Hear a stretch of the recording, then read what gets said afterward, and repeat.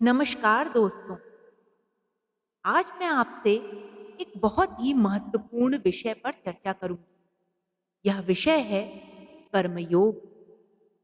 कर्मयोग एक बहुत बड़ा विषय है।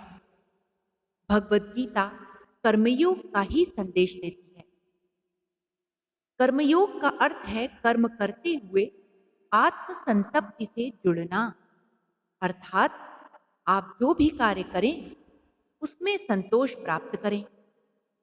और यदि किसी कार्य को करने पर संतोष के स्थान पर अहंकार उत्पन्न हो रहा है, तो वह कार्य ना तो फलदायी होगा और ना ही कभी संतोष ही प्रदान करेगा।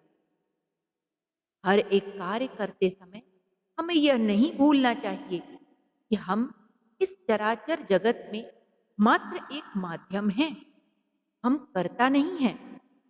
कर्ता केवल ईश्वर है। हम निमित्त मात्र हैं। यदि किसी अद्वितीय भावना के साथ हम अपने अपने कर्तव्य का निर्वहन करें, तो जीवन आनंद से सिक्त हो जाएगा।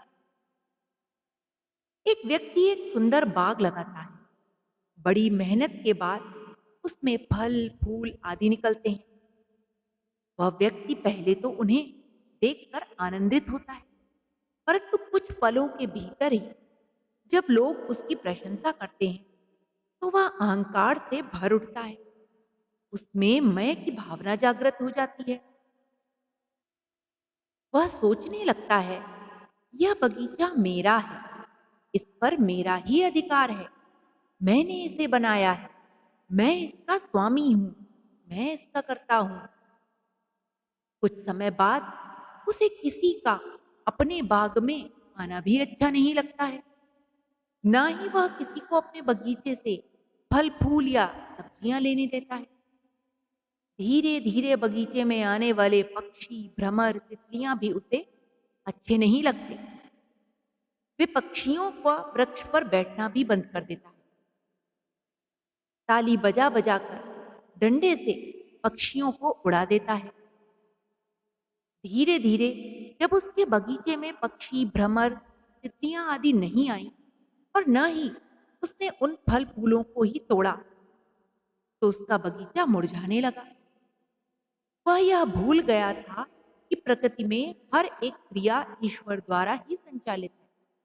पक्षियों एवं भ्रमरों का फूलों पर बैठना उनकी प्रगति और विकास में ही सहायक होता है। इसलिए ईश्वर द्वारा प्रदत्त जिम्मेदारियों का पूर्ण मनोयोग से पालन करना चाहिए।